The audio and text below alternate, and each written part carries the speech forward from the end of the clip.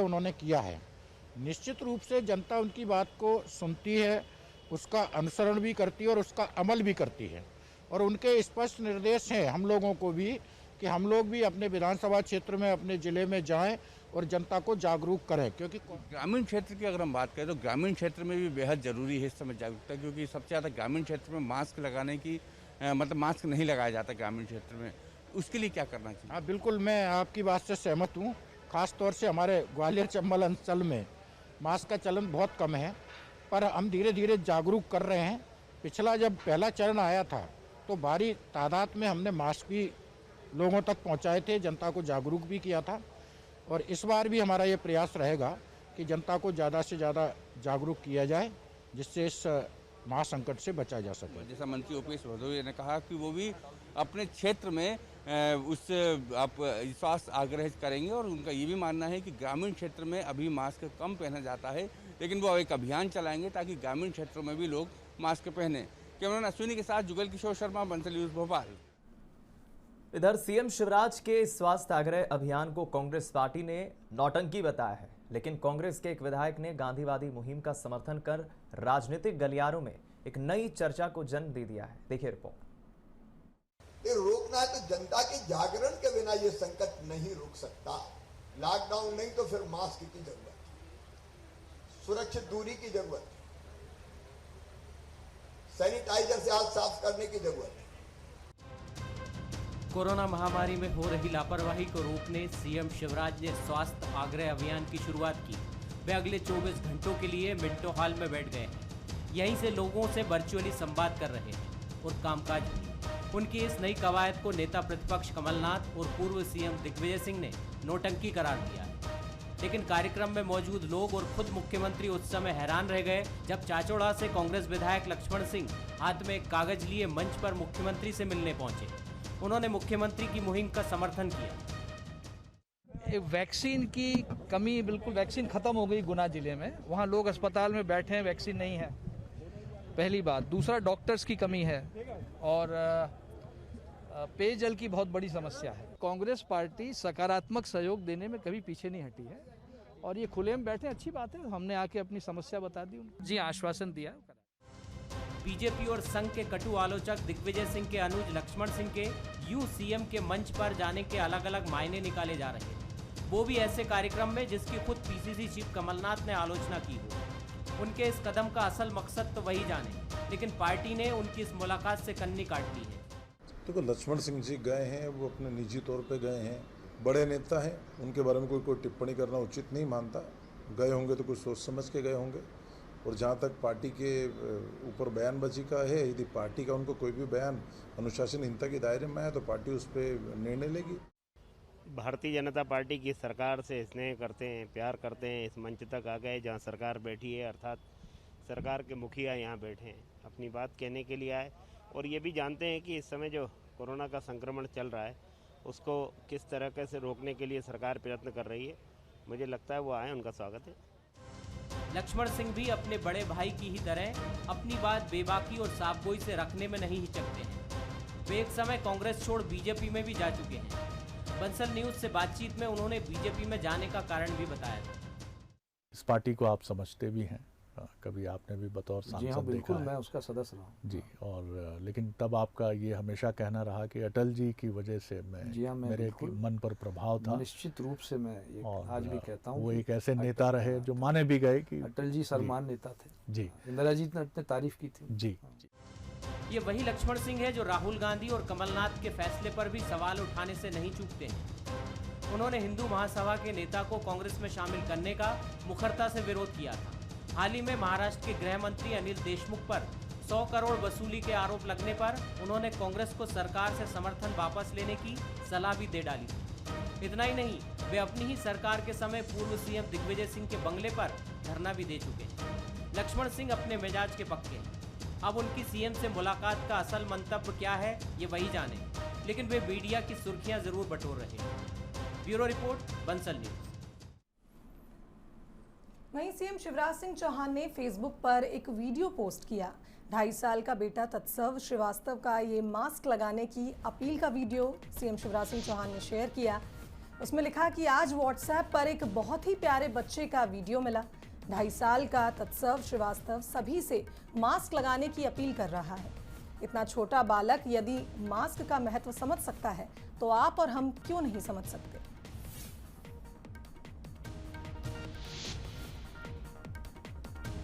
मामा के बात सुनो, मामा की बात सुनो, तुम्हें बात फिर होगा। मामा की बात सुनो, तुम्हें बात फिर होगा। मामा की बात सुनो।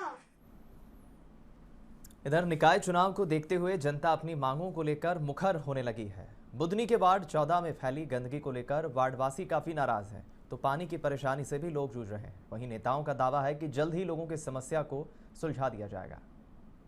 बुधनी के वार्ड 14 में फैली है गंदगी और पानी की किल्लत आने वाले निकाय चुनाव में अहम मुद्दा होंगे। वार्डवासी वार्ड में फैली गंदगी से परेशान हैं, वहीं पानी की समस्या से भी लोग दो चार हो रहे हैं। हालांकि वार्ड में कई काम भी हुए, लेकिन नाली समेत पानी की दिक्कत अभी दूर नहीं हो सकी है और इलाके में गंदगी का अंबार लगा हुआ है। इधर वार्ड वासियों का कहना है कि इस बार के निकाय चुनाव में वो ऐसे प्रत्याशी को जिताना चाहते हैं जो विकास के नाम पर खुद का विकास ना करे और जनता को मूलभूत सुविधाएं दे। 3 साल से न यहाँ पर पानी की व्यवस्था हुई है हमारे लिए, ना ही शौचालय की व्यवस्था हुई है, ना रोड का निर्माण हुआ, ना नाली का। हम कम से कम 1.5 किलोमीटर आधा किलोमीटर दूर चल के पानी भरने आते हैं। हमें बहुत परेशानी दिक्कतों का सामना उठाना पड़ता है। सर, जो अध्यक्ष हमारे लिए काम करेगा हम उसको ही चुनेंगे, जो हमारे लिए नल की व्यवस्था करवाएगा, शौचालय की व्यवस्था करवाएगा, रोड की नाली की, हम उन्हीं लोगों को वोट देंगे। भारतीय जनता पार्टी के 15 साल यहाँ के अध्यक्ष रहे हैं, उन्होंने कोई विकास नहीं किया है। अपने रिश्तेदारों को ठेके दिए हैं, रोड 2 दिन बनाए हैं, 2 दिन बाद टूट गए हैं और काफ़ी भ्रष्टाचार हुआ है। यहाँ पे सीवेज लाइन है, उनके जो कनेक्शन देना, लोगों के घर के सेप्टिक टैंक के जो वाटर लेवल हैं वो 3 फीट नीचे हैं। कोई काम की ऐसी योजना नहीं है। प्राथमिकताएं कांग्रेस पार्टी पिछले कई दिनों से इस मामले में प्रयासरत है। भारतीय जनता पार्टी के शासक काल में जैसा भ्रष्टाचार फैला हुआ है चारों तरफ, सबसे पहले तो उसको समाप्त करना पार्टी की प्राथमिकता होगी। नगर का विकास करना पार्टी की प्राथमिकता होगी। वहीं गंदगी और पानी की समस्या पर कांग्रेस बीजेपी को घेरने में लगी है। कांग्रेस का दावा है कि अगर कांग्रेस की जीत हुई तो वार्ड वासियों की परेशानी को दूर कर दिया जाएगा। इधर बीजेपी का कहना है कि वार्ड में कई विकास के काम हुए हैं और इस बार विकास के दम पर वो जीत हासिल करेगी।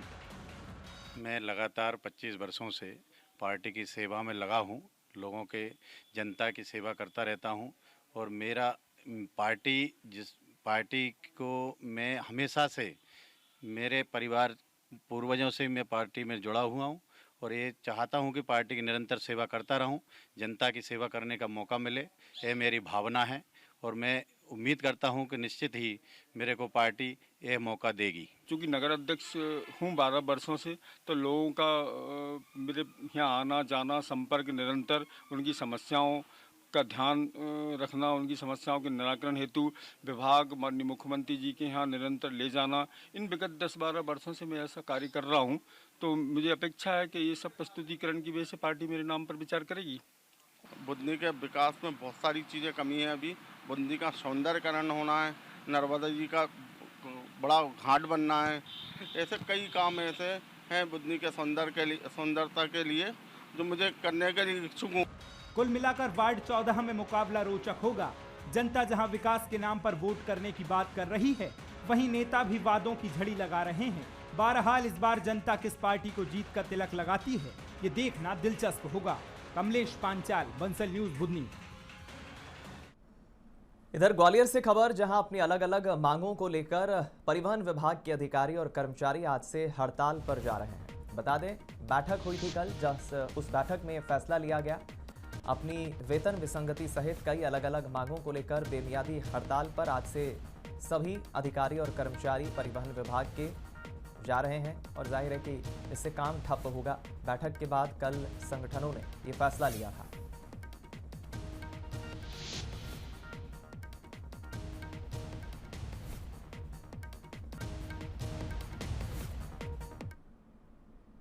वहीं खबर इंदौर से, जहां बंसल न्यूज की खबर का असर हुआ है। आपको बता दें, दोनों ही पुलिसकर्मियों को सस्पेंड किया गया। एसपी आशुतोष बागड़ी ने ये पूरी कार्रवाई की है। सीएसपी परदेशीपुरा को मामले की जांच रिपोर्ट सौंपी गई थी। आपको बता दें, युवक पर 2 मामले दर्ज हैं। युवक पर कार्रवाई करने के लिए पुलिस गई थी। पुलिसकर्मियों के युवक को पीटते हुए एक वीडियो वायरल हुआ था, जिस पर ये पूरी कार्रवाई हुई।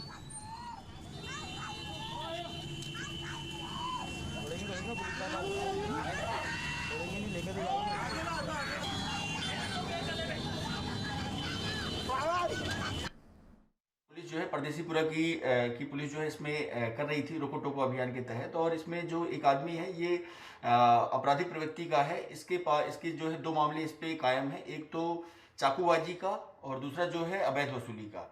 इसके अलावा ये स्मैक पीने का आदी है। जब पुलिस ने इसको रोका तो इसने पुलिस वालों के साथ हुज्जत करी, उनके साथ मारपीट करने की कोशिश करी, तो फिर ये घटना हुई।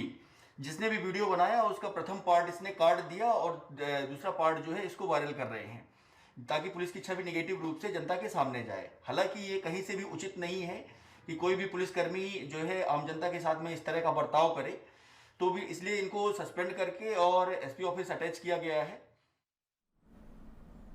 इधर भोपाल में एक महिला के दुष्कर्म का मामला सामने आया है महिला के साथ, जहां उसके एक परिजन ने ही ब्लैकमेल करते हुए दुष्कर्म की वारदात को अंजाम दिया।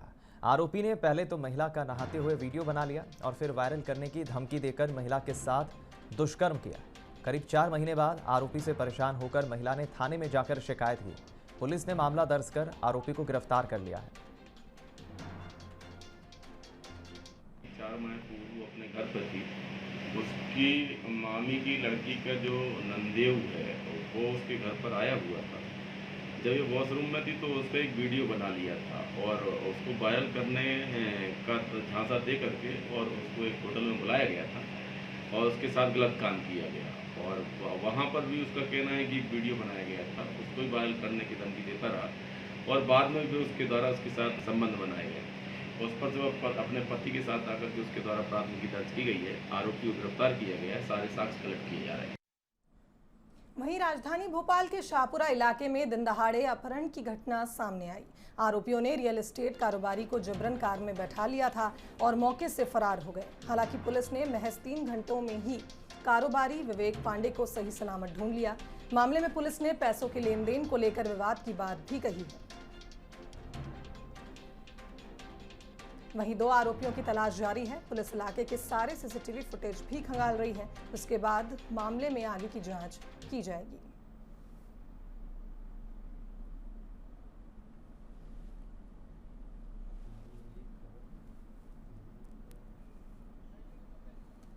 वही मैं कह रहा हूँ, खबर किसी ने चलाई है, लेकिन उनको ये पता नहीं था कि कौन है। फ्लाइंग ऑफ इधर भोपाल साइबर क्राइम पुलिस ने बड़ी कार्रवाई की और 3 आरोपियों को उत्तर प्रदेश से गिरफ्तार किया है। ये आरोपी निजी कंपनी में नौकरी दिलाने के नाम पर लोगों से रजिस्ट्रेशन फीस के नाम पर ठगी करते थे। बता दें कि राजधानी पुलिस ने पीड़ित की शिकायत पर मामला दर्ज किया था, जिसके बाद लगातार मामले की जांच की जा रही थी। ये भी खुलासा हुआ कि आरोपी यूपी के मैनपुरी में एक कॉल सेंटर में फर्जी तरीके से एक कॉल सेंटर चलाते हैं। लगभग 100 लोगों को आरोपियों ने अपना शिकार बनाया था, जिनसे करीब 50 लाख रुपए ठगे थे। अभी आरोपियों की पूछताछ लगातार जारी है। कई खुलासे होने की भी उम्मीद जताई जा रही है।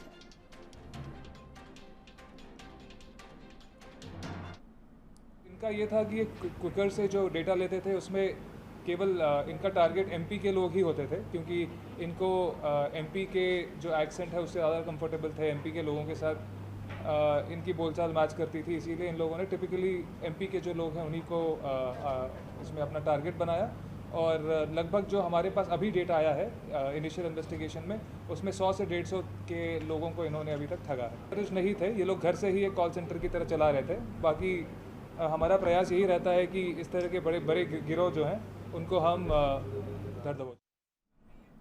वहीं उज्जैन के नानाखेड़ा पुलिस थाने के पुलिसकर्मियों पर आरोपियों को वीआईपी ट्रीटमेंट देने के आरोप लग रहे हैं। मामला फ्रीगंज क्षेत्र का है, जहां पुलिसकर्मियों ने कैदियों को जेल भेजने की बजाय फ्रीगंज की एक होटल पर नाश्ता करवाया। मामले को लेकर एएसपी अमरेंद्र सिंह ने जांच के आदेश दिए।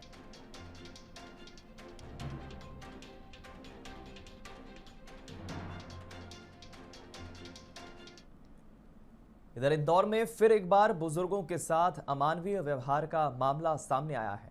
इस बार इंदौर नगर निगम नहीं बल्कि बुजुर्ग के अपने ही उनके दुश्मन बन गए। दवाई और भोजन के लिए परेशान करने लगे। पीड़ित काफ़ी बुजुर्ग होने की वजह से शिकायत करने थाने न जा पाए तो उन्होंने लंदन में रह रहे अपने दोस्त को परेशानी बताई, जिसके बाद उनके दोस्त ने इंदौर पुलिस से संपर्क किया। साथ ही बुजुर्ग पंचायत संचालित करने वाली विंग के अधिकारियों को भी बताया और फिर पुलिस के आला अधिकारी विंग के कार्यकर्ताओं के साथ बुजुर्ग से मिलने पहुंचे तो शिकायत की पुष्टि हुई, जिसके बाद पुलिस ने बुजुर्ग के परिजनों को समझाइश दी और दोबारा ऐसी गलती होने पर कार्रवाई की बात कही। इधर अधिकारी कर्मचारी लगातार फीडबैक लेने के लिए आते रहेंगे। बताया जा रहा है कि बुजुर्ग के नाम कुछ संपत्ति है जिसे परिजन हथियाना चाहते हैं।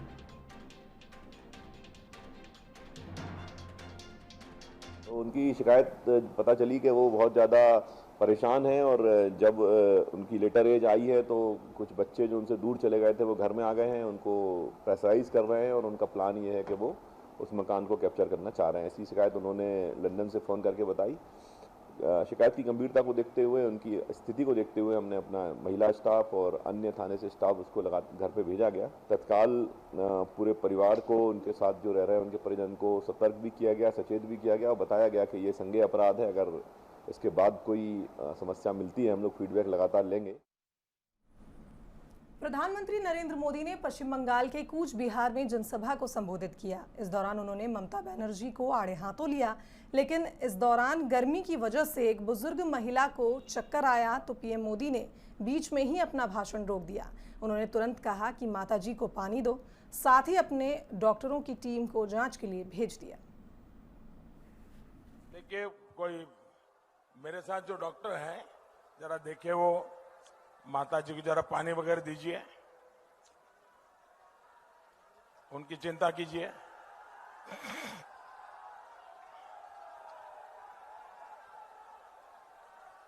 पानी वगैरह दीजिए उनको। हाँ, मेरी टीम के डॉक्टर वहां पहुंचे तुरंत। हाँ।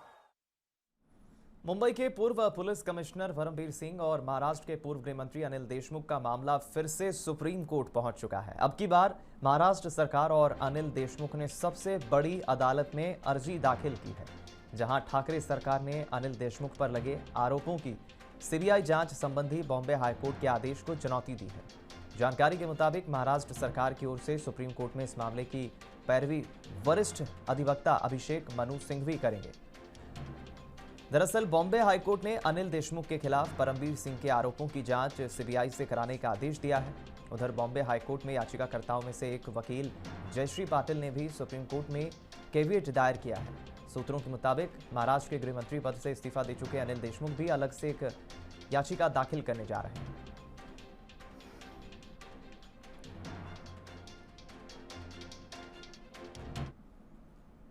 अब तक आपने डिस्कवरी एनिमल प्लैनेट पर टाइगर को शिकार करते देखा होगा, लेकिन कान्हा नेशनल पार्क में पर्यटकों ने ये रोमांचक नज़ारा लाइव देखा। इस नज़ारे को मुंबई के एक पर्यटक ने अपने कैमरे में कैद कर लिया, जिसका वीडियो सामने आया। वीडियो में आप देख सकते हैं कि एक टाइगर शिकार के लिए हिरणों के झुंड के पीछे दौड़ रहा है। हाल ही में मंडला के पेंच नेशनल पार्क में तालाब किनारे पर्यटकों को 2 मेल टाइगर्स भी दिखाई दिए।